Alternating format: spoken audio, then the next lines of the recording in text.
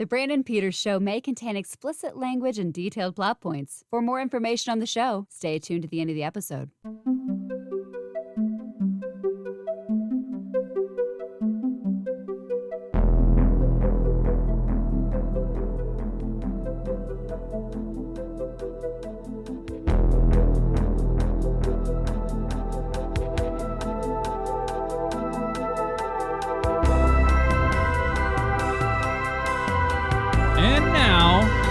Not her show, but here's Jessica.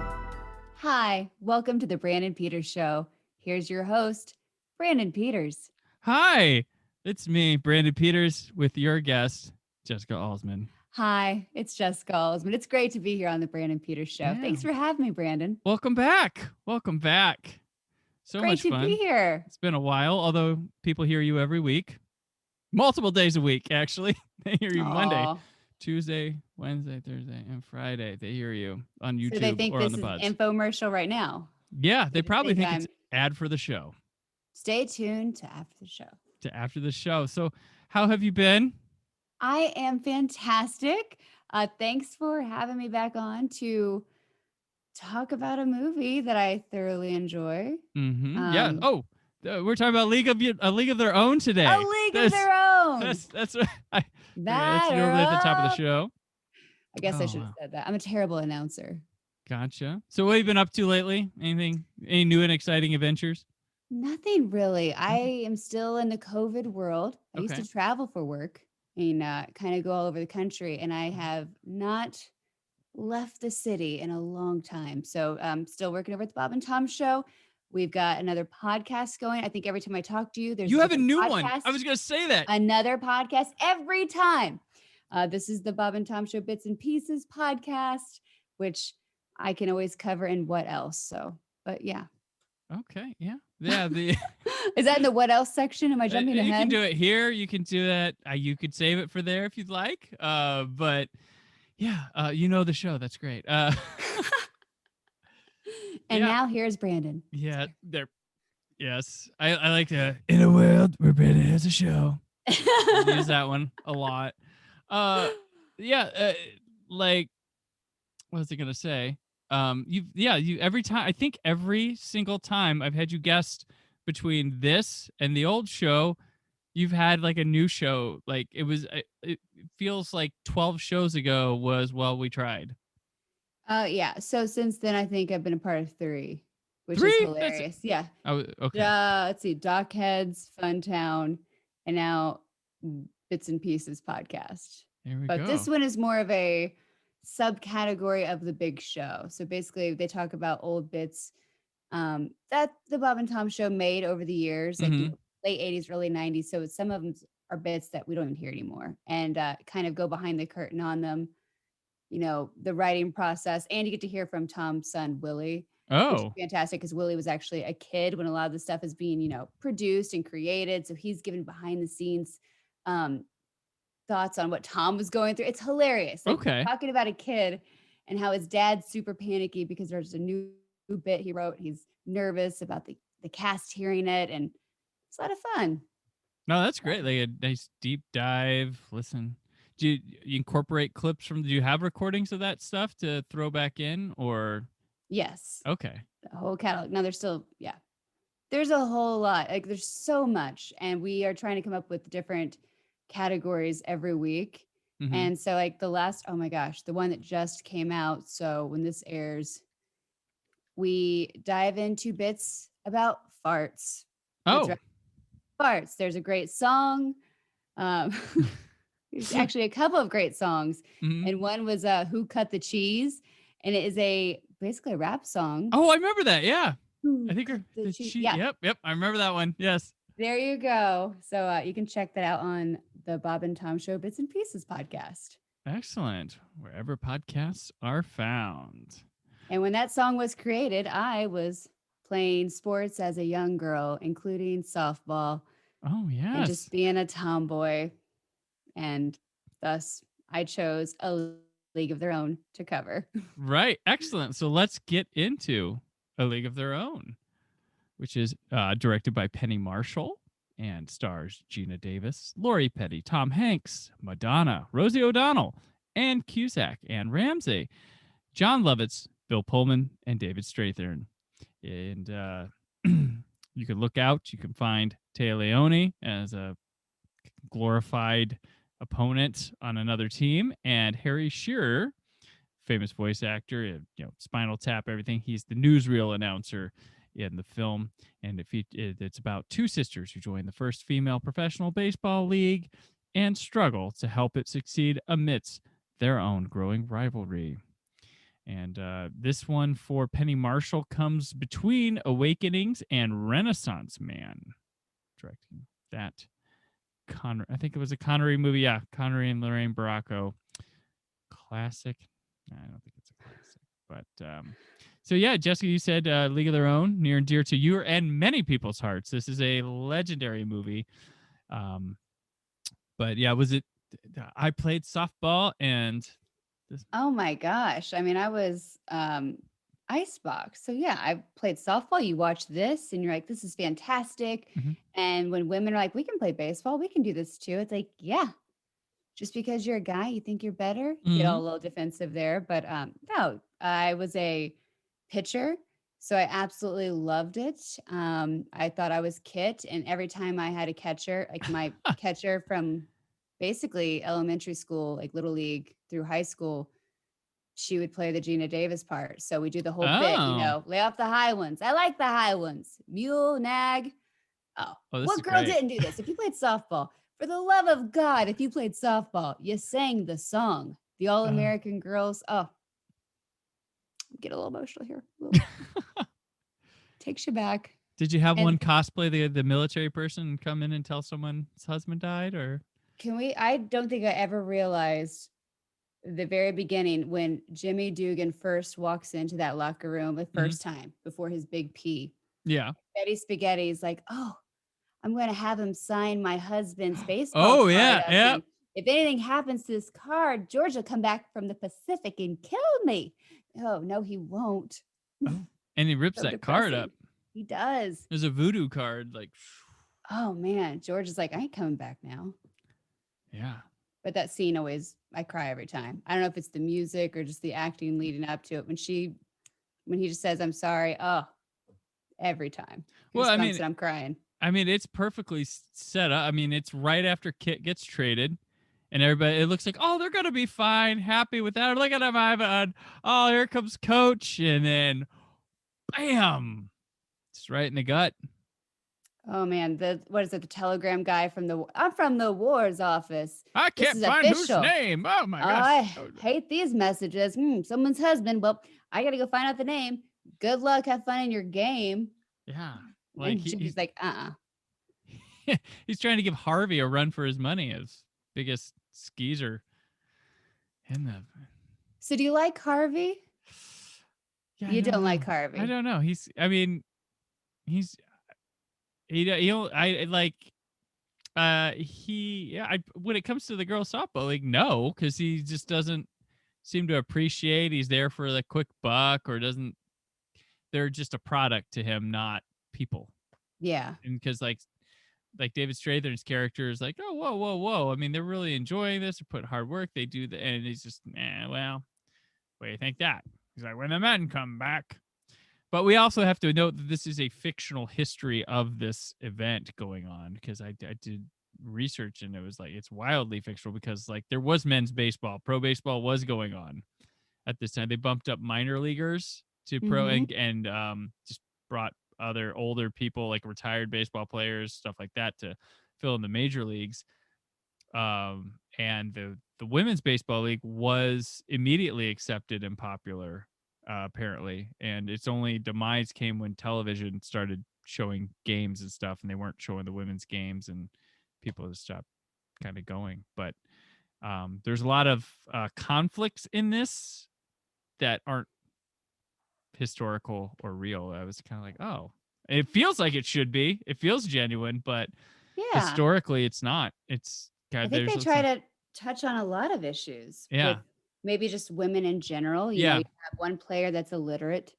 Uh, Rosie O'Donnell's character Doris, she's apparently in like a really bad relationship because the guy treats her crappy. And Madonna, Yeah. all the way May, she's a little scandalous because she doesn't care. She likes the sex. And, back then, oh my goodness.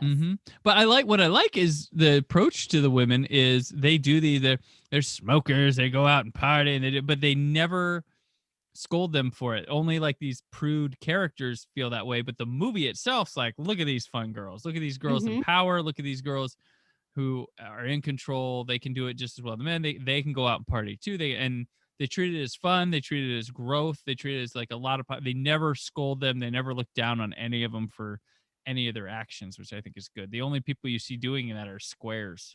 Like Let me that's talk about one square. okay. Not Miss Gulch, but Marla Hooch. First Oh off, yeah, we all love Marla Hooch. right. That's like if you played softball, you always had one girl on your team that could slug it. And when she got to bat, you'd either do the Marla Hooch, what a hitter, or you'd say her name every time she was at bat.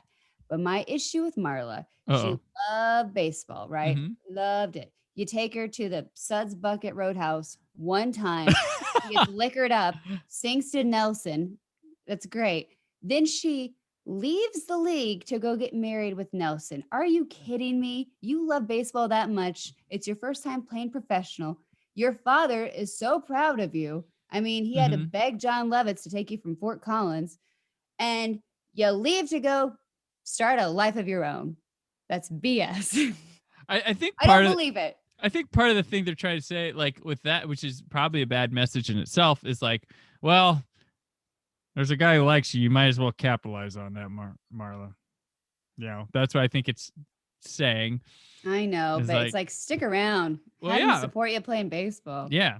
Why should Maybe, you change? maybe she came back to the team next year. Who knows? But yeah, she does get married off quite fast. And then, I mean, because you see with Madonna and Rosie, there's got those guys in the crowd that they Mhm. keep leading them on and going. But Yeah, they were there for baseball. I just couldn't believe out of all the women to leave for a guy, it was her. her, Dang it, Marla. well, Dottie left for 6 games for a guy, so Don't get me started on that. You're so selfish, Dottie. Why come back for the 7th game? Just to make sure Kit wins? yeah, that's my thing too. Like we're gonna go all over the place here. That seventh, like when I was a kid, and I saw this in the theater, when it came out, and like I remember being like, yeah, Dottie's back. But then I watched it as an adult. I'm like, hey, asshole, like come on, it's exciting to have her.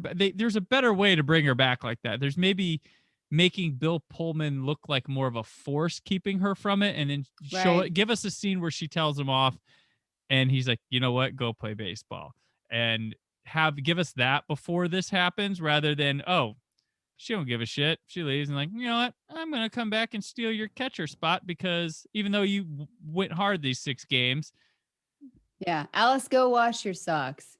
It doesn't matter now. or have a team I'm here. vote whether they want her back or not. Like she just, but they seem to be okay with her leaving when she leaves. They're like, oh, bye, daughter, have a good Right. time. Can't control her, can't tell her what to do. Yeah. They got all the way to Yellowstone Park before she turned around. That is really far from the Midwest. Mm-hmm. You were almost back to Oregon.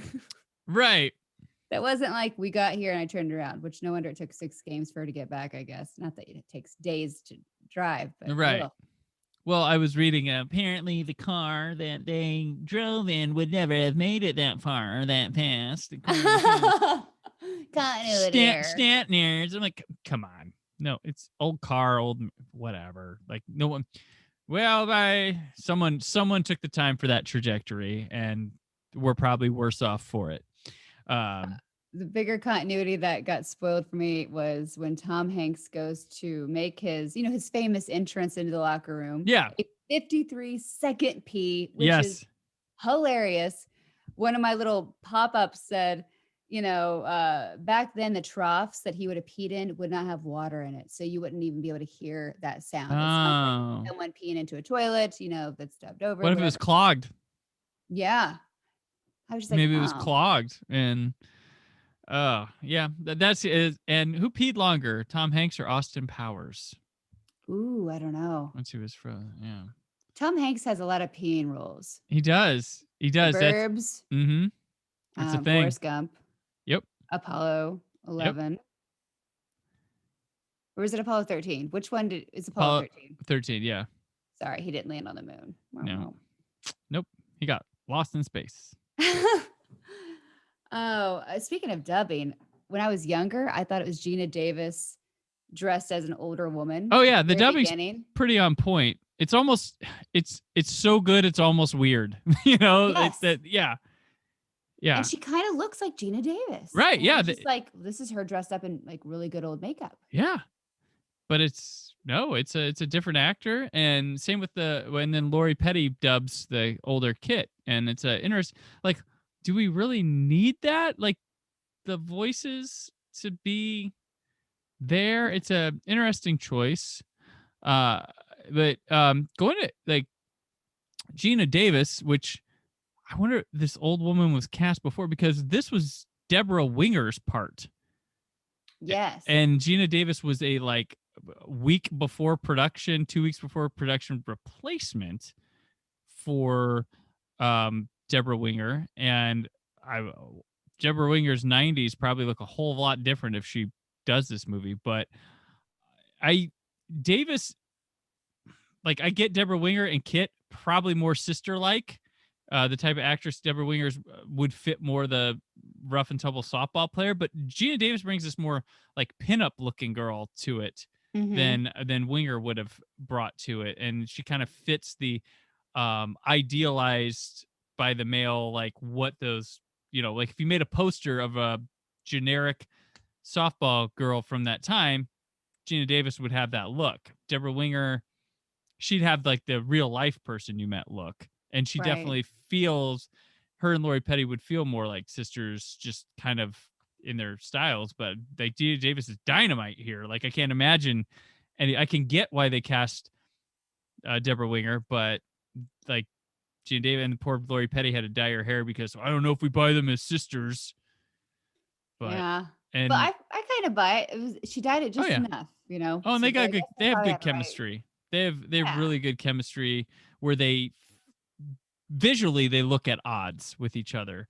Winger, they would have looked more paired together.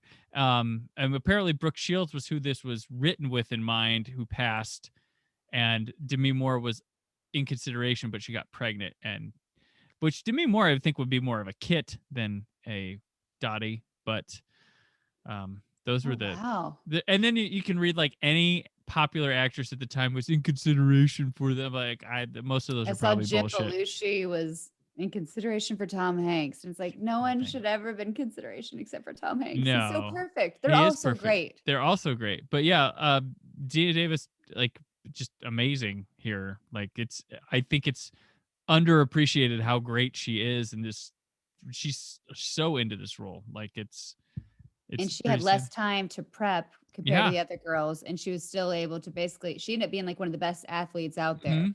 Yeah.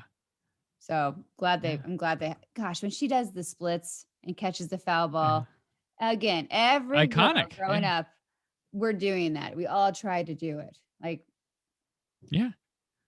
couldn't really do the splits. So it turned out to be really awkward, but we'd always try. Right, and that's part of like a montage where they're like showing girls having fun, play, making it. They're kind of giving the finger to what they're supposed to do by doing all these exaggerated things. That's a really fun montage I like about the movie. Um, yeah, they mentioned Tom Hanks. There of course other actors, but that's who Penny Marshall really wanted. He thought he was too young for it, but he was. This is. And it's funny, this is Tom Hanks in a different period. This is right before Sleepless in Seattle and Philadelphia, and then he changed it. Like he becomes this. We see him differently Mm-hmm. um, following that, but this was still in his like rom com guy, comedic actor. More than that. I mean, he's coming off Bonfire of the Vanities, which was a disaster. So this is a really nice bounce back for him. But I'm older than him now than when he made this movie, and that feels really Oh, weird. don't say that. It's I don't really know. weird. We're kids. We watched this when we were kids and we're Right. still kids. Right. It's Yeah. weird. But he's fantastic and just funny and yeah. Um There's one moment when when he starts to drive the bus after it breaks. mhm. Well, it doesn't break down. Stillwell Angel causes the driver to quit. Mhm. still about that little shit. But Right. Tom Hanks, when he kisses the Miss Gulch Oh looking yeah, yep. character, when he turns around, I love you in the Wizard of Oz, he kind of has like a Forrest Gump vibe there. And it's Right, like, yeah, oh, okay. And that's way before yeah. Forrest. It is. It's I love a you in Wizard of couple years. Oz. Yeah. Yeah. Yeah, he'll just dominate. He'll be America. He's on his way to America's Tom Hanks, and this is one of his signature roles. No, there's no crying in baseball. Of course, we gotta mention that. Oh my gosh. That is just the line. That is probably one of the most, that is the most iconic line from this movie. Right. It's probably easily top 100, They did maybe a top 50. one of those AFI things, and it was like number 54, I think. Oh, wow. Yeah, Okay. yeah, something like that. Yeah, of course, everybody, like you say, League of Their Own. If you're in a group of like 5 people, somebody's gonna say there's no crying in baseball. Mm-hmm. There's no getting out of that. And it's a fun scene, and there's a callback scene to it where he tries to be nice and strong, Mm-hmm. and You're still not hitting the cutoff. yeah. To work on that in the off season. It's like, thank you, Mr. Dugan.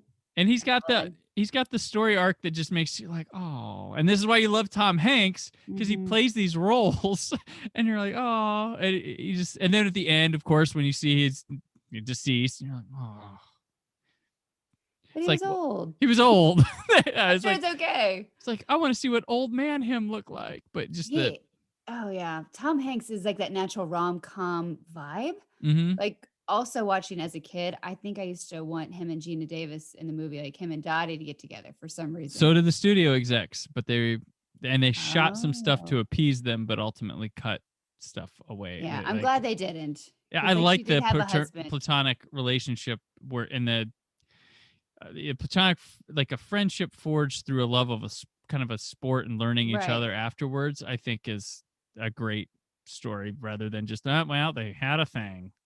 Right. There was respect there. You can be Mm-hmm. friends and yeah. And be the opposite sex. It's okay. It's all okay. People can be friends. Just because attractive man and attractive woman are on screen doesn't mean they have to get together all the time. Because attractive boy and attractive boy are on screen a lot in Marvel movies and they don't hook up. So I mean, That's true. that happens. Let's see, yeah. There's also like Lori Petty here. I like Lori Petty a lot. She was up and coming till Tank Girl, and then that bombs, and then nobody uses her again. I For love Tank Girl. who doesn't? I love Such a fun Tank Girl. movie. Another great song from that movie, which I know I'm totally derailing, It's is fine. oh my God, The Girl You Want. I know that one, but Let's Do It, Let's Fall in Love, which was like an Ella Fitzgerald song, I think. Okay. I love that movie. I love that Yeah, song. Tank Totally Girl's good derailing. stuff. But no, she was up. I mean, this is her after Point Break.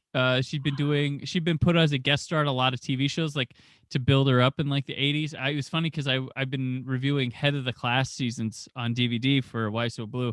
And in season 2, she showed up for a couple episodes in a row. I'm like, oh, this is them trying to be like, this is a thing. But with her, when I see her, like, there's like this weird sort of like evolutionary chain of a certain type of actress. Like in the 70s, there was like Margot Kidder, and then here comes Karen Allen, and then here's Lori Petty, and then after Lori Petty's like Courtney Cox. Because if you watch Point Break, you're like, she looks like Courtney Cox's like sister or something. They just have this like face or something together, and like there's this, and it like, but she kind of fits the mold of like a Karen Allen did in the early 80s and like late 70s, and then it goes to Lori Petty, and she's got that, and then it passes like Courtney Cox has like that look as well with them, but it's really strange. But yeah, Lori Petty was like a big thing for like late 80s to like mid 90s was like Tank Girl, and then just Let's not forget about In the Army Now with Pauly oh, that's Shore. right, in the Army Now. Yeah, she was in there. That was Andy in that Dick. run. That was in that run. Love that movie. Gosh. Oh, have I I ever told you love my Lori Petty. have I ever told you my Andy Dick story? No. Well, I can just cut it out. So when I lived in Los Angeles, there was there's a night we went out. A night we went out. This is special. No, we went out to bars all the time. So like I went to my normal place I would go to for a while was called the Beauty Bar, and it was this hair salon by day and a bar by night, and we go there every Saturday. And one Saturday we're there, and my roommate starts talking like he saw this guy there, and he's like, this guy thinks like he just I don't know why he was intimidated by this guy, but he said I'm gonna go talk shit to him and talk about like he's like he goes up and he's like think you look so fucking cute in that hat or something like that or like I was like what the fuck are you doing? And the guy's like hey man, what the fuck and then like he chilled my roommate out and then they like talking and then we're hanging. He's like hey he's gonna come back to our place afterwards because we always invite. We live by the bar, so we would invite people to walk back to our apartment because LA bars close at like 1. It's boring, Oh, stupid. wow. So we're all about the after party. I have this theory that it's because the East Coast wakes up 3 hours ahead and people do business. They don't want business people out till like 4 in the morning and taking calls at from 7 o'clock in the morning. People That's funny. but so That it's all makes about sense. you're all about trying to find the bar after party or someone's apartment to go to afterwards in LA. That's the night scene there because it is the city that sleeps, unlike New York. So um we take this guy back to our apartment. My roommate just he's so fucking drunk he just like passes out. So it's me, him, my friend like Elena, and like some other person, and then they all like leave. I'm like, I was sober at this point. I was like, do you need like a ride somewhere or so? He's like, actually, yeah, that'd be okay. And I'm like, that's that's fine. I was like, let's go. And then we were in my car. He's like, he gets a call, and this guy's like, kind of sounds hysterical. He's like, all right. He's like, can we pick up my friend on the way? Because you're dropping me at his house anyway. So I was like, all right. And so we're driving to where his friend's supposed to be in like Beverly Hills ish, and then like he gets a call again, and he's like, yeah, no, we're all on our way. And he's like, he's like, all right, just so you know, because we're getting there. My friend's Andy Dick. He's fucking messed up right now. He's trying to be sober, but he's getting in trouble for drugs and stuff, and he's like everywhere he goes, people just like offer it to him, and he's just trying Right. to pass it. So we go down this like dead fucking street, and he's like, he's supposed to be here, and then he gets a call. He's like, I can hear him. He's like, what the fuck, assholes? He's like, you went right by me. He's like, we didn't see you. He's like, turn around. I was like, and they're like, okay. And then we get up this point. He's like, stop. And then like he pops out of a fucking bush and he comes over to my driver's window and he's like, you motherfucker, you passed me. Da, da, da, da, da, da. I go, and I was like, I just had it. It is like 3 in the morning. And I'm like, if you want to ride, shut the hell up and just get in the back seat. He's like, and Hilarious. he's like, oh, okay, okay, okay, okay. So he gets him in the back seat. It's fucking Andy Dick, and he's like, and I'm like, and he's like, hi, I'm Andy. Puts his hand like in between. I'm like, hey, dude, and he pulls in. He goes, oh, nice to Oh, meet you. I'm like, no. oh, fucking great. This is fucking wonderful. No. And then like, I'm like, and we're driving, and he's like, you guys, I'm hungry. You guys want to get breakfast? Let's get It's on me. It's on me. And I'm like, that's sure. Where are we going? And he mentioned some restaurant, and then I'm driving, and he's like, you got any like weed or blow in here, Brandon? I'm like, no, dude, no. He's like, no, not even weed. He's like, you have a glove box. I see it. I'm like, yeah, but there's no fucking You weed in there. He's like, you wanna oh. ruin it. And I'm like, and then he's like, hey, Brandon, he's like, you drive like a slow Jew. And I was like, oh, well, lucky me, but I'm not. I said something like, well, slow, but not Jewish. And he goes, Ukrainian? I was like, no. What? And he's like, oh, Russian? I was like, I have like Irish and German in my, but he's like, that was my next guess. It's like, okay. And he's just like fucking in the back. I'm like, oh my God, this fucking guy. Like, what all is he on? I don't know. And so we go to this breakfast place and we're walking up, we're about to go in, and he goes, no, no, no, no, no. There's like a cop sitting at a table. And I'm like, what the fuck? He's like, we can't eat there. We can't eat there. And I was like, what? And then he grabs me like this. He's like, listen, you know who the fuck I am. I don't have to. He's like, you know, you're not dumb. I'm like, okay. He's like, I can't control myself. And you will get in deep trouble if you take me in there because I will not be able to control myself and you'll be with me. So let's go. And I was like, okay, sure. So I took him to his house and he's like, you want to come in? I was like, no, I think, absolutely. yeah, I kind of want to see this I don't chaos. know. I don't know. Him and this guy that were in the car, I was like, they have some like weird thing going on, and I don't want to be like watching them do each other in a house. So it kind of seemed weird. It kind of seemed like something was going on with them Right. a bit. It didn't seem like they were dating, but it seemed like he was like his like captor or something, or like he had to like appease Andy to keep a status or something. Like it was really weird. And he's like, all right. So we get there, his friend gets out of the car, and Andy's still in the back seat. And I'm like, I'm in park, dude. You can go. And he's like, you want my number, don't you? I'm like, no, no, I don't want your number, man. He's like, he's like, just I'll give it to you. I'm like, I don't want your fucking number. I don't. He's like, what? He's like, he's like, you don't want. I was like, no, no. He's like, don't you want to call? Like, do something. I'm like, no, nope. And he got out, and then he ran back to my window, and he's like, pull out your fucking phone. I was like, I was like, I was like, what? He's like, pull out your fucking phone. I was like, okay. He's like 310 blah blah blah blah blah blah blah blah. I was like, okay. He's like, I really want to repay you for what you've done for me here.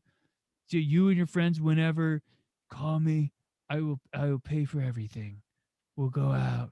Well, I'm like, okay, sure. And the It's like son, it sounds like he actually was trying to be genuine there. yeah, Like, I thanks the for being son, cool. the sun is fucking up at this point too. Oh I'm like my tired, gosh. and so he goes, and though so the kid, the guy, we actually exchanged numbers. The guy I drove home and whatever, and he called like a couple weeks later and wanted to hang out. So he came out with it. We went out with him one night, and like he's like, yeah, dude. All Andy talks about like the last couple of weeks is how this miracle Brandon guy came out and saved him from embarrassment.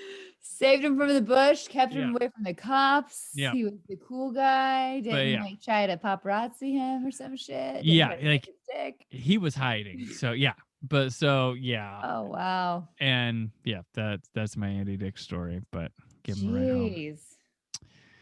Yeah. What happened? Oh, he's around.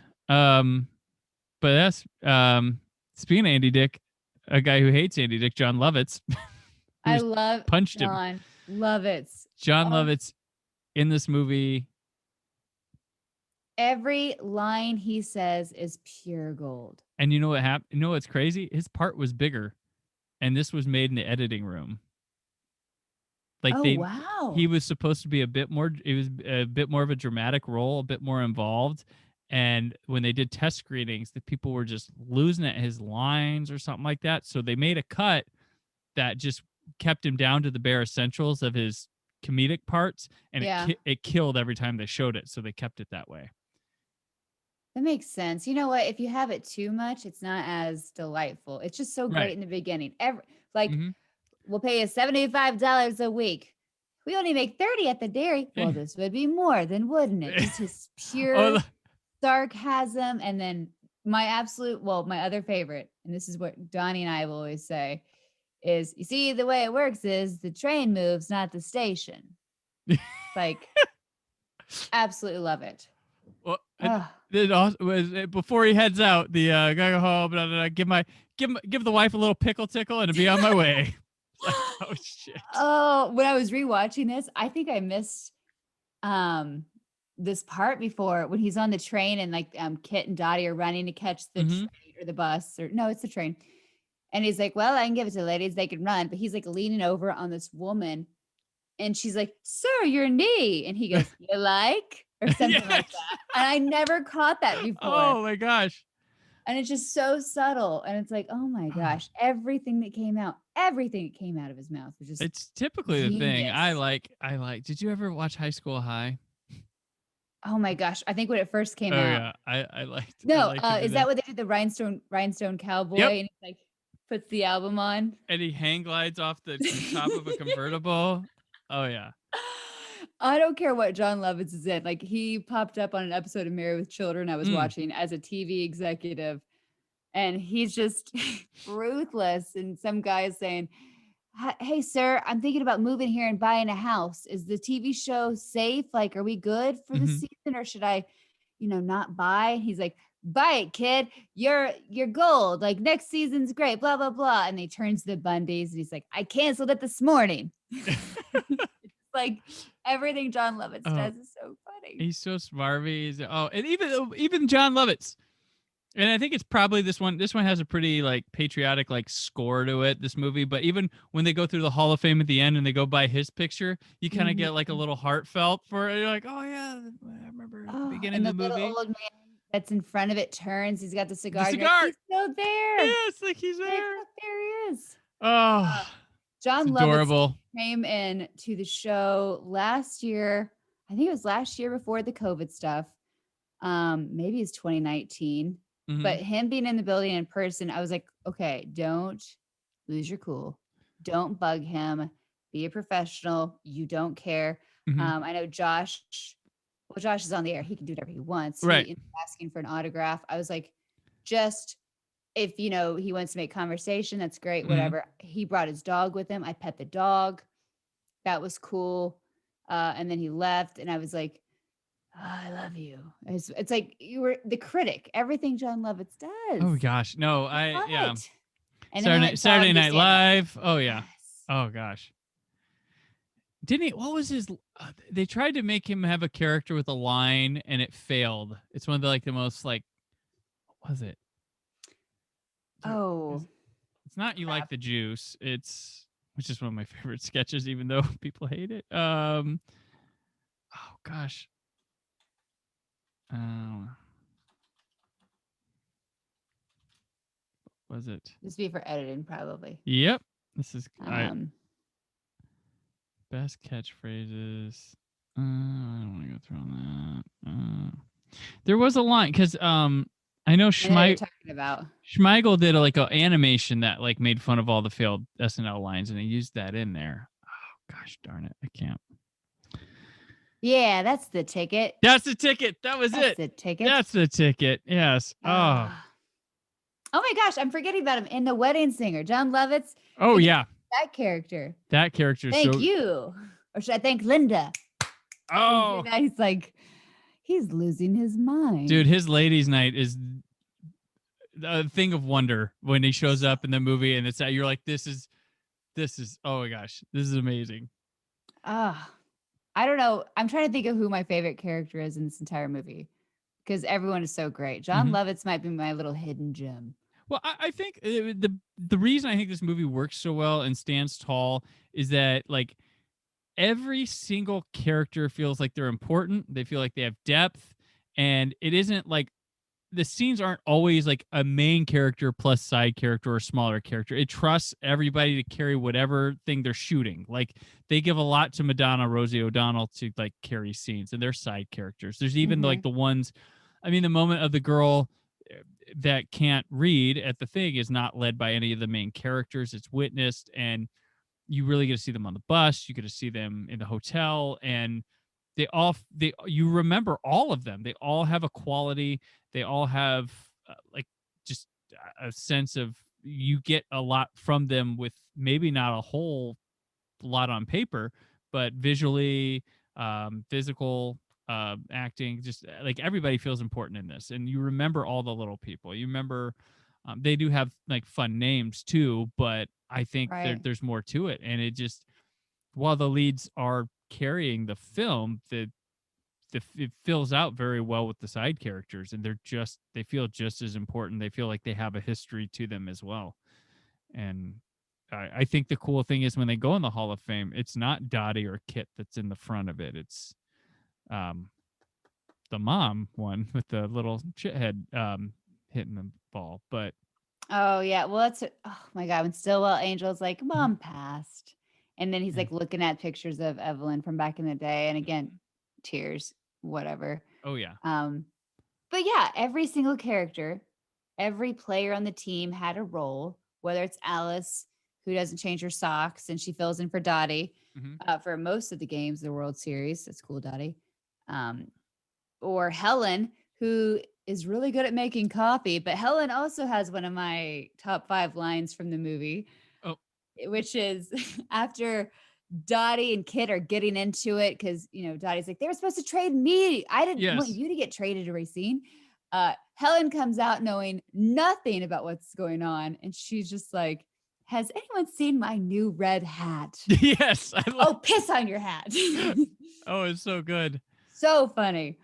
Oh, and then again, Evelyn, who can't hit the cutoff, and she might have one of my other favorite quotes from the movie that I end up saying a lot whenever I mess up really bad. She's, I'm Mhm. sorry.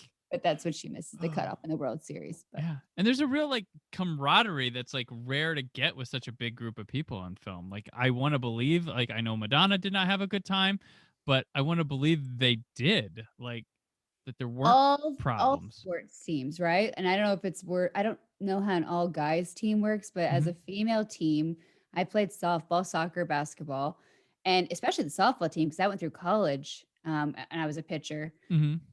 We all it was a camaraderie. You all get along. You're still going to bicker within your group sometimes. So like you got Dottie and Kit. They're always kind of whatever because Kit's constantly jealous of her older sister who is great at everything. She's Right. perfect, beautiful. Um, and no one looks at Kit while Dottie's in the picture. Hmm. But I don't know. There's special. It's something special. And when you watch this, you feel it. I Yeah. think guys appreciate this movie, I not just girls. They should. It's what I'd put it up in top sports movies of all time. Like definitely the baseball in it works. It's exciting to watch. They film it well. It reminded me sort of the framing stuff kind of reminds me a little of The Natural a bit, but it's got its own thing to it. Just I mean style, but that was they're both of that era, so coverage was probably similar when shooting. But Why didn't Madonna have a good time? I didn't know about so this. there's apparently so they would entertain people in the stands during breaks and stuff and warm ups. Like people would do, like Rosie O'Donnell would do some stand up. They'd do different kind of ways to, Tom Hanks would go out and do things.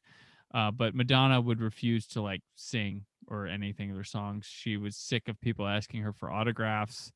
And Yeah. there's a letter that has been released that she wrote during the time when she was in Chicago, not in Indiana at the time. But she was complaining about no attractive men in the city, that she's a bigger star than anyone in the movie, and why is she relegated to this? And at the time, she was bigger than Tom Hanks.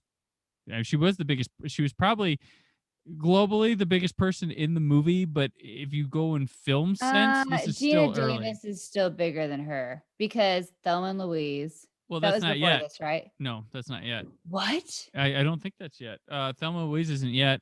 Gina Well, Davis. What Beetlejuice happened, right? Beetlejuice happened, and she was an Oscar winner at this time too. She, Oh, well, you got an Oscar. You already are like above yeah, the but non-Oscar.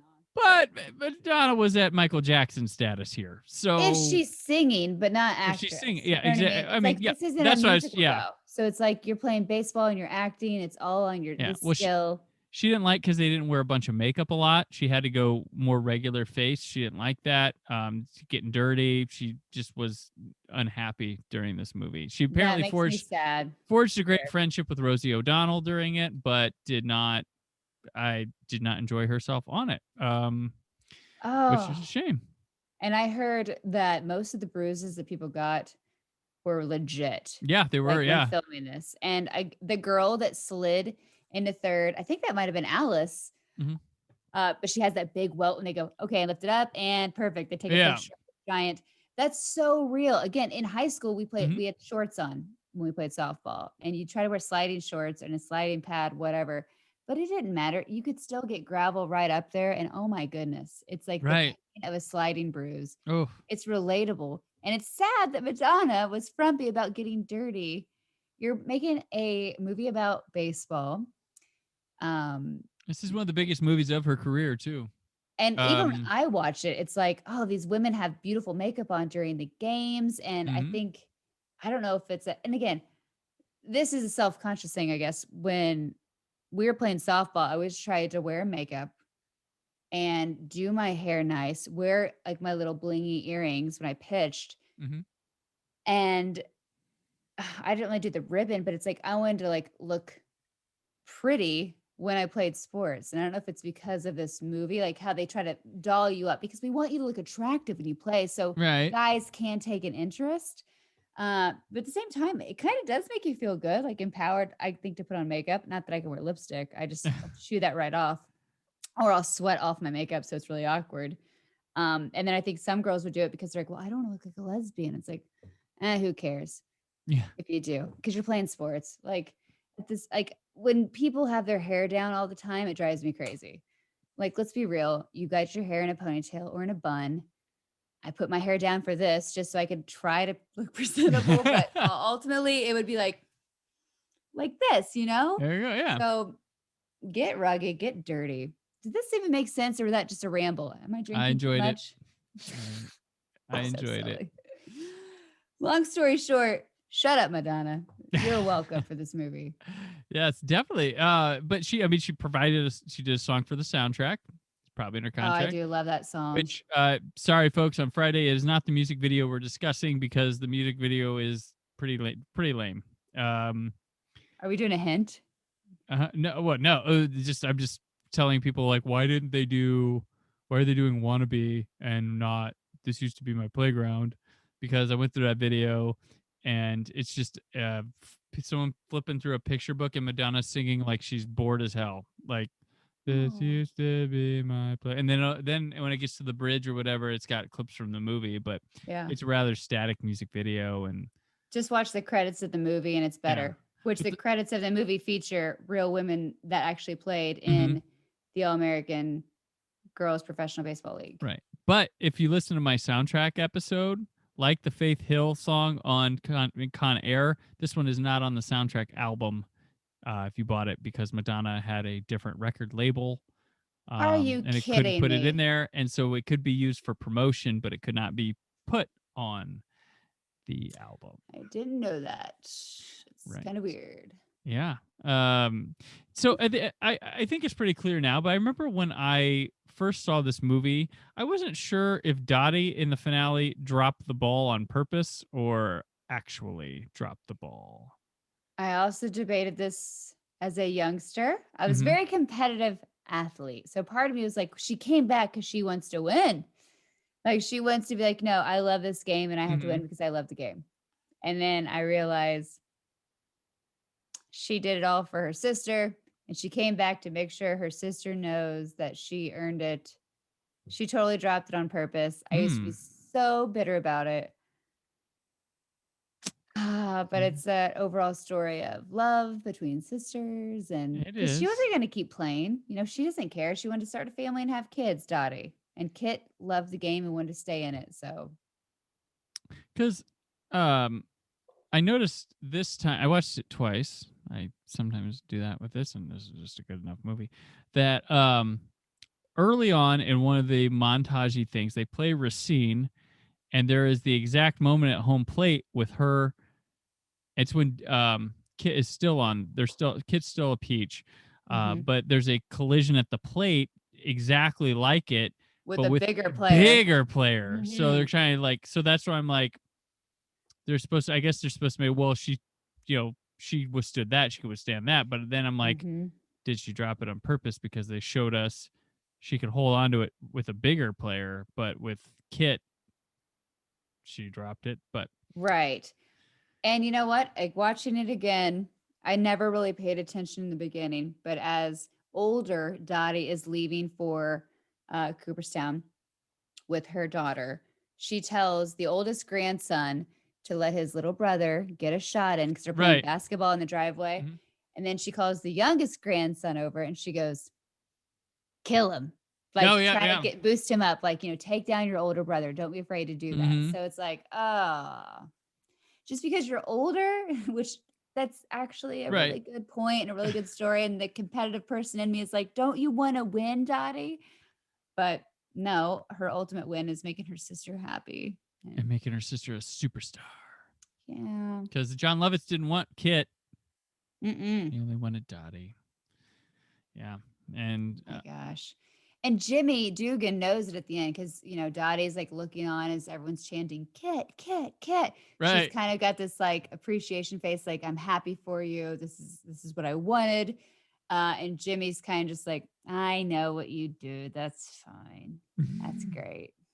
You know, I Right. don't know if any of the other players noticed, but again, she missed the rest of the World Series and she shows up in the end just to clutch the victory for Racine. Yeah. It's so competitive. I don't like it. But I Oh. like that she helps her sister, but she should have played the entire like the entire series. Right. No, you're right. You're right. Um, Speaking of championships, it opened number 2 at the box office. To Batman Returns was still making its run, but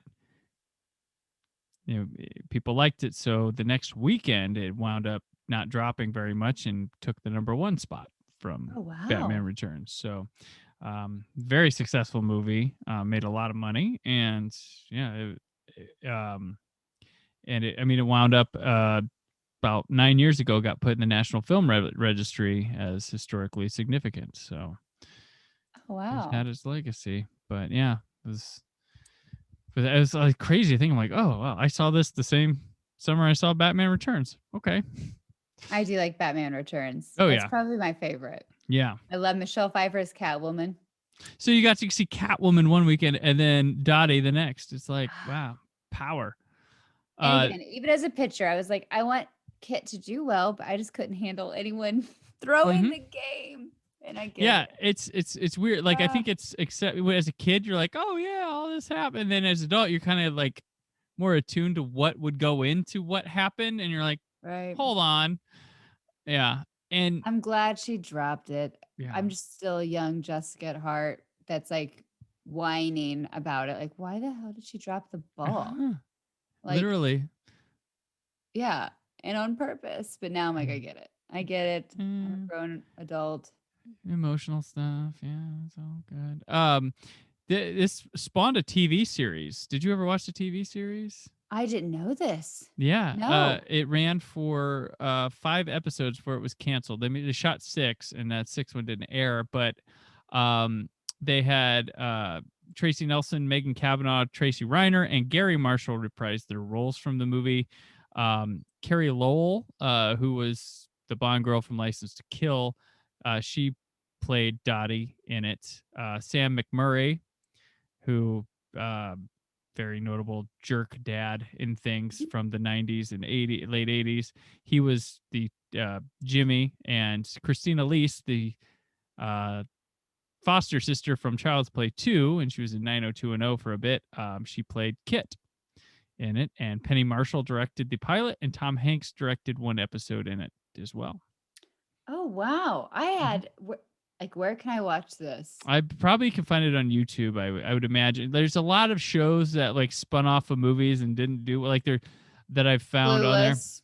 I know. I remember Clueless ran Clueless. for a while though. I tried to watch it because it was on TGIF, I feel like. It was like Or Saturday maybe morning they, too, or something like that. It was like with the Saved by the Bell, California Dreams type yeah. Oh, I shows. love California Dreams. Um, like there was like a Ferris Bueller TV show that didn't last long. That's all, Oh, and you can yeah. find that. I found that on YouTube. There's the Uncle Buck television show. There's a Working Girl sitcom show. It's insane. Like people are like, oh, they're making a movie into like a series. And I'm like, that's always been a thing. Yeah. Always been a thing. And like, yeah, League of Their Own. Also, Amazon is creating a new series or working on it. They announced last August, so it'll be a TV show again. Yeah. I Um, guess I forgot David Lander. Is that his name? He was in Laverne and Shirley. So okay. he was also in A League of Their Own. He was one of the sportscasters, the radio sportscasters at some of the games. Okay. Um, which I like him. What else was there? A hidden oh, I can't think of it. I just love Penny Marshall. I love Penny. Hmm. I love Gary. I love that they work together. Yeah. Hocus Pocus, even like they show up and they're like supposed to be husband and wife, I think. It's kind of weird. But Hmm. yeah, I love all the Penny Marshall stuff. And there's Same. there's a song from this. The very beginning of League of Their Own. and it's by Carole King. I'm trying to think what it's called. I wrote it down because I didn't pay attention before. But Carole King, she sings one of my favorite random 90s songs. Hmm. You Could Have Been Anyone at All, which is on the You've Got Mail soundtrack with Oh, Tom Hanks. And okay. it plays at the end. Um, Now and Forever by Okay. Carole King. I love that song too. There I you think I go. just love Carole King. So I don't know if it's just a random Tom Hanks connection It or works. yeah. Uh, so this one, I gotta admit, like, so I saw it in the theater, and I probably saw it like once or twice on like video or TV or something when I was growing up. And then like I had a distance between watching it for the longest time. And um, Sony last year put out a 4K set of movies called the Columbia Classics Collection Volume 1, and it was the way I was most excited. Oh, Lawrence of Arabia was coming to 4K Ultra HD finally. So it included Mr. Smith Goes to Washington, Lawrence of Arabia, Doctor Strangelove, Gandhi, League of Their Own, and Jerry Maguire. And when they announced this set, I was like, well, they're divvying up like a League of Their Own and like I was like Jerry Maguire. I was like, oh well, I'll get this set, anyway. And I put League of Their Own. I showed it to my children. I'm like, they'll like it. They loved it. By the way, I didn't Aw. expect. They thought it was awesome, but I was like, oh my gosh, this is really great. Like, what was I fucking? I just guess distance and like everybody likes it type thing, and I've been really high on it since. And it's actually one like I really enjoyed watching on the set. Gandhi, no, I did not enjoy going back through that one. Aaron Newerth, guest of the show, calls it white toast, and he is right. It's well made and stuff, but um, I'm cool with Gandhi. But League of Their Own, I was very high on after watching that. So I was like, so now I've seen it like 3 times since getting the set. It came out like last summer. The set came out, and like Oh it's yay. really great, cleaned up in 4K Ultra HD. And I've been like really high on the movie again since. It was like that and Jerry Maguire too. The two of them, the set when it got announced, I was like, I get it. They're trying to vary years and like not just like all like dude movies all the time. And then those two are the ones like I was like really warm to. Like Jerry Maguire like blew me away. I was like, oh yeah, this is really fucking great too. So I guess I was just looking for some like super old classics, and then I got ones from my era that I think I wandered from appreciation over the years and have rediscovered them like this. So definitely back big, and I was happy you named that. I was like, oh, I would love to talk about a League of Their Own right now because I'm very big on a League of Their Own. Yeah. So Well, the yeah, first one I said was "Don't tell mom the babysitter's dead," and you yes. just recorded that one. Oh. And well, the funny thing is, I told Greg when I was like, oh, let's do that one because like and I told him I was like, I don't think anyone's ever gonna pick like this, so this is a good pick. And then right after, like, wow, okay, There's just another movie that I think of randomly from my childhood that like because a lot of people watch The League of Their Own, yeah. but not that many people that I knew watched Don't Tell Mom the Babysitter's Apparently, Dead. a lot did because when I said I was doing it, like Because Quote those people City are and stuff. probably like, finally, I have someone to talk to. It's almost All like right. you either had to have I don't know what it was on HBO or something that It we was, watched it or we you know, rented it. Um, but damn, that was a good movie. yeah. Great movie. So was League of Their Own. So it's the other own. Yes. All Which right. oh my gosh, I forgot about the Charm and Beauty School. Oh yeah, we didn't talk. Yeah, They actually made players do this. That this is was real. Yeah. factual. Mm-hmm. And it's ridiculous because I don't think I could walk with a book on my head. But that was another quote that I think all of us would do, which is right over left, legs together. A lady reveals nothing. Ah. And this is one of the places you spot Tay Leone. Like, oh, they're putting her in there. Well, like, it's like just give her lines. Like they're like, yo, we just have this pretty face right here. And it's funny. I went from "Don't Tell Mom the Babysitter's Dead," which has David Duchovny, and then to Mhm. one with Tay Leone the next week, her ex ex husband and wife. But interesting jump right there. So yeah, you got any more on League of Their Own?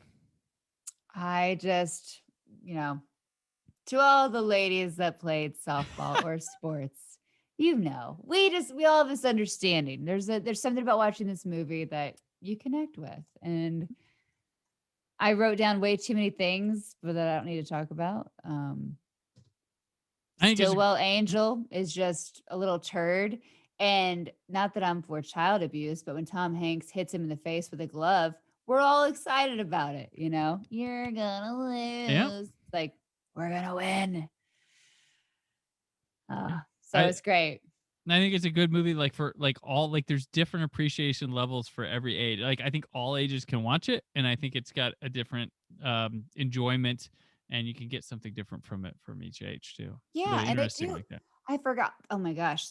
They touch on the fact that, African American women, they didn't get to play. No, Well, yeah. African Americans didn't get to play in general, but like having one of the women throw in a ball and, bypassing Dottie, the Hmm. catcher, to throw it all the way to the pitcher and then just nailing it. It's like, yeah. So I'm glad they addressed that also. It's one of the things that as a kid, I was like, well, why isn't she playing? And I Hmm. didn't even really get it. I Well, didn't I like, also think if you're gonna do another League of Their Own, like rebrand, like there's your story right there. Make it about you know that set, like them getting to play baseball, yeah, rather than just doing the same Dottie and Kit thing again. So right. that, yeah, I mean, we already have that perfected. I mean, when you do period piece movies, you kind of have it down already. It's not like, oh, you're improving an old movie like that was made then, Yeah. but I don't know. Maybe I think that'd be a great in story right there if you're gonna bring back League of Their Own and try to make Yeah. it in some sort of modern relevance. Which, in the night, early '90s was still coming off the '80s with the woman going back in the workplace or doing stuff like that. Kind of fitting as a capper on that or look back, but I don't know. Yeah. All right. Well, move on to what else? This is where we talk about other things we got going on, what we've watched, read, listened to, the other things, the what else things. So, Jessica, what else? Oh, I just started The Americans, and it's actually good. No, well, actually, good. That show was amazing for years. Who I didn't start it when it was out. It's one of those things where I'm watching other things, and when other promos for shows come out, I'm kind of like, get out of here. Don't tell me to watch this. Like when I'm watching The Walking Dead and AMC is like, Into the Badlands. I'm like, I'll watch it on my own terms. Stop yeah, forcing this. So it's kind of like I resent the show. comic book men. I'm like, stop making me watch things. I'll watch Turn when I'm ready. Yeah. But this was on FX and I completely missed it. I don't remember what I was watching on FX that I chose not to watch The Americans Mm-hmm. for some reason. Maybe it was American Horror Story. I don't know. But I finally started watching it, and holy crap, I got over Carrie Russell being Felicity so Oh fast. yeah. Like, she's amazing. And you got beloved character actress Margot Martindale in there. So what's not to love? And you got Matthew Reese, who's on Perry Mason now. Oh He's really yeah. good. You know what? I for a second when I saw Mr. Mm-hmm. Matthew, I was like, wait a minute, is this the guy that's on Don't Tell Mom the Babysitter's Dad that drives Ah, the truck? that's And I Josh had to look it up. Charles. And I was like, no, it's not, but it kind of looked like him for some reason. And maybe I Gotcha. just constantly have Don't Tell Mom the Babysitter's Dead on the brain. Yeah, to me, he looks like he could be like Andrew Lincoln's goofy cousin. Yes. Yeah, Oh and wow. they're I didn't both think about British. And if you want to demystify Matthew Reese, listen to him talking his native accent. It's weird. He's got a really light voice. that. I used to talk. I've never So heard his real voice. yeah, but Americans is phenomenal. It's one of the best shows of the last decade. Like, so I was just having a conversation recently with some people. Like, FX is a network. Like, I will give anything they put out a chance. Like, and I think they go everybody knows their shows. They get awards and stuff, but I think they're like underappreciated in that I think they have as good an output as HBO since like HBO had Sopranos and stuff. Like I think they've had like The Shield, they've had Fargo, Always Sunny, like everything's good on there. Like most of the time something's pretty great on there. Um Give or take how people feel about American Horror Stories because everybody seems to like one, hate one, all it's an anthology, so it goes that way. But um, I think their track record is like way underappreciated and better than like your Netflixes. And so like anything I see from them, I'm like, oh, I will give it a shot. Yeah. But that one's one of their best. Like I definitely you got some great stuff ahead of you. Yeah. I'm almost done with season one. So There you go. very exciting. Each season very good. So there I don't think there was a lull and it ended when it was supposed to. So Well, what are you watching right now? Or Oh, is this only my what else? oh no, I what else after the other people? What else? But I'm gonna point out because I've gone kind of through it. I had the Fellini box set from Criterion, so it's 14 Federico Fellini films through his career. I finished it.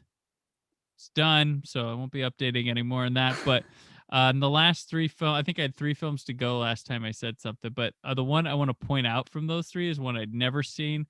It's from 1983. It's called "And the Ship Sails On," and it was amazing. It was like Wes Anderson, I bet, really likes this film because it's very much plays like one of his. It's weird. It's got characters like his movies. It's about these. So this opera singer or some famous opera singer, something like she dies. She wants these specific people to take her on this cruise ship to dump her ashes at this wacky island. And it has this reporter that's covering it, and you're kind of through him. He talks to the camera a bunch to lead you in, but the cool thing is it starts like a silent movie from like the 1920s in the opening scene, and as the opening scene builds up, it like goes through every era of like a Hollywood up to just being a 1983 film. From people arriving at the ship to load, but it just naturally does this thing and becomes color, and you don't even realize it becomes like it goes from like having cards when people talk to turning into like a musical for a second, like the 50s or whatever. And it's pretty stunning. Just the opening 20 minutes of this thing, I was just like, wow. Wow. And it's definitely got the Wes Anderson quirk to it. It's got just silly little characters, and and it has a kind of it handles a rough ending in a very delightful way. But I was stunned by it's like one of my favorite films in the whole freaking set. It's up there with like 8.5 and Nights of Cabiria and La Dolce Vita for me. So I was really stunned by that one. I hadn't seen it before, and I was like, all right, two to go, and just floored me on a Saturday afternoon. So I've completed that set. And the one after it was okay. It was a good film to cap it off because it's this kind of like fake. It's a movie that's kind of like a like fake about him making a movie. It's not like a documentary or anything, but it's about him making some movie and following some people around on the sets and stuff. But it's okay. But this one, yeah, and The Ship Sails On was awesome. I also saw Tom and Jerry. Yeah, Good, bad, great for it's the kids. Did they like it? great for the kid. Yep, great for the kid. Perfect. Great for the kids. People doing what they do. Colin Jost was in it. It's weird. Oh, wow. My kids were like, "It's that guy from Saturday Night Live." I was like, "Yep, yes, it is." Um, uh, but yeah. So I guess that's what else is going to be the Fellini set because yeah, very happy with What's that. your next set that you want to dive into? I've got a Hammer horror set that I got for Christmas. It's got 20 Hammer films on there. I already owned like 4 of them, but go through them again. It's just like it's actually instead of just it's not Hammer horror. Hammer's known for horror, but this set kind of diversifies and show like there's a Robin Hood movie that Hammer did that's in there, and it's got plenty of the horror ones, but it goes throughout their kind of gives you a good smorgasbord of everything they did rather than just straight horror all the time. So Nice. and yeah, so it goes to my collecting every Hammer horror movie on Blu-ray easily in 120 thing set, but there's still more to go. I've got that, and I have an Ingmar Bergman set from a couple years ago that has 39 films on it, and I think I only got through 6 before I Oh, got wow. away from it for some reason. But yeah, those are big sets to get through. But and I like to think I have time, but I don't have time to get through them a lot. I don't know how you get through what you do. I I don't know how you do it. don't know. What's a TV show I need to watch after The Americans? Even Oh, though I've got some seasons, I'll take recommendations because if you I want to, love having something to look forward did to. you ever If watch Justified?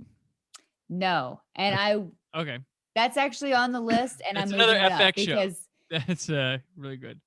yes, I have The Wire to watch, Justified. I've never watched The Sopranos. Oh, I watch it. ha it's one of those where I was so far behind that I could never really jump in. Mm, And then it's like, well, do I have time to watch a series? No, even though I still have time to watch series. I watch series all the gotcha. time. But I started to watch episode 1. I'm like, you know what? Not ready to commit. It's Gotcha. almost like I have to dedicate my time to it. I think it's episode like there's like a really it's in the first season. There's like episode 3 or 4 of The Sopranos that made me just like I dive deep in. It's like very standalone, and like you'll know it because Tony takes his daughter on a college visit, and it's amazing. It's like one of my favorite episodes of like TV, just good TV in one shot, boom, and it kind of shows the potential of everything Sopranos can be in one episode. But Yeah. that was the one that got me. Like I think it's season 1 when he did that, but that shows if you like Breaking Bad. Oh yeah. Sopranos is like the OG of that kind of series, focusing on that flawed character who's bad, but you're like in a vice where you like you don't want to see him get Right. caught and shit like that. Oh, for But sure. And even like The Americans, I'm like, I'm Mhm. just gonna start watching this. And I think it's because Tom at work, he always talks about it's like the one show he did watch. Anything you recommend, he's like, bleh. But he loved that. And then he told Gotcha. another girl to watch it. Um, and I trust her opinion because she Mhm. gives me a lot of great recommendations. She said she loved it. So I was like, all right, I'll get through this. Gotcha. And I can't remember if it was episode 6 or 7 of season 1, but there's an episode where like, even Carrie Russell just goes total badass. And you're like, oh, damn, I'm in. Yeah. I'll stick around. Okay, I get I this. see. And I know that's how most shows are. Like you Mhm. can't just watch the first episode and go, eh. No, that's why I usually give them like 4 or 5 in a first season because a pilot episode usually crams everything. It's like a weird pace to it, and yeah. But yeah, Justified, I'd say like so that one's great. It right when it starts to stumble a little bit, it realizes it, and then the next season it's over. Like, and the last season's good. So, but like it just kind, it's not bad. It's just kind of like I think we're out of gas. I think, or Um, it's like where it's hinting that it might be out of gas. But oh, is my best friend Katie Sackhoff in that? Justified? No, Is she that's in Justified or is she? Longmire. I Yes. think that's the Okay. one. That's another one I want to watch. I feel like Katie and I'd be best friends. So There you I call go. her, Katie. I never got to meet her, but I had a friend whose friend dated her. Was Okay. dating her, and they like she's so nice. Um, Aw. but She seems nice. yeah, that's yeah. But I guess she apparently really is because they said like I never would be there when that friend would be there to break like to so. Yeah.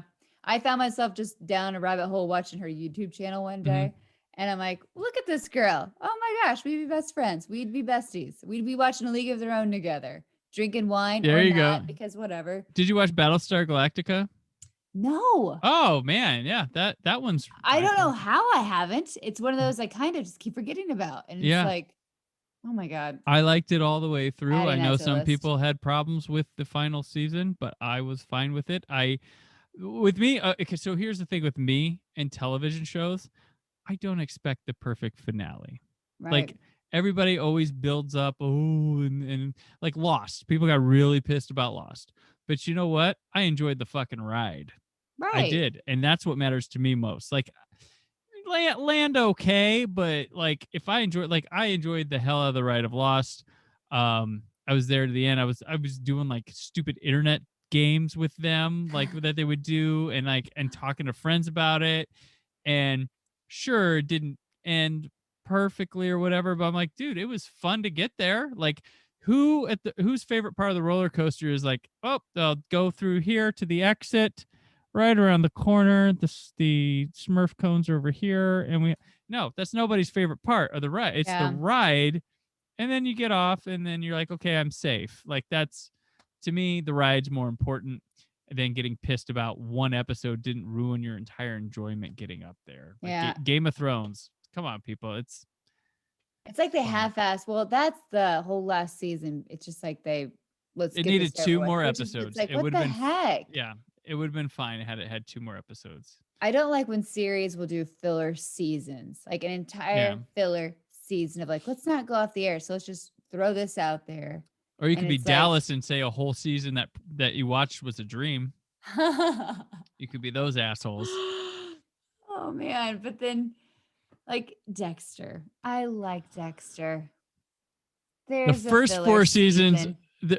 the first 4 seasons of Dexter are great. After that, I think the 5th one's fine, the fourth one was just great. So the fifth one was like just a step down. It was fine. People got mad because it wasn't here, but it was fine being here. After the fucking Edward James Almost Ghost Dad season, I used to watch Dexter with a group of friends. And that season came in the first episode. I'm like, oh, dude, he's a fucking ghost, and in Colin Hanks's head. Like, what, really? I'm like, yeah, I can tell you right now, that's what's going on here. That didn't get revealed till like the cliffhanger of like the second to last episode.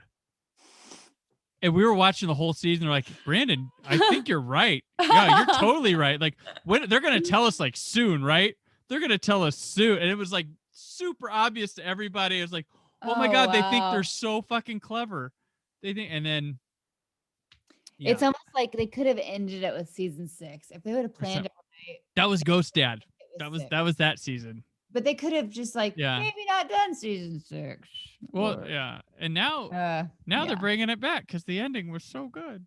Yeah, it's like just let it die. Spoiler to whatever happened. Yeah, it's like if you could redeem it, cool. But if you're doing it just to do it, then I don't know how they'd redeem. That ending.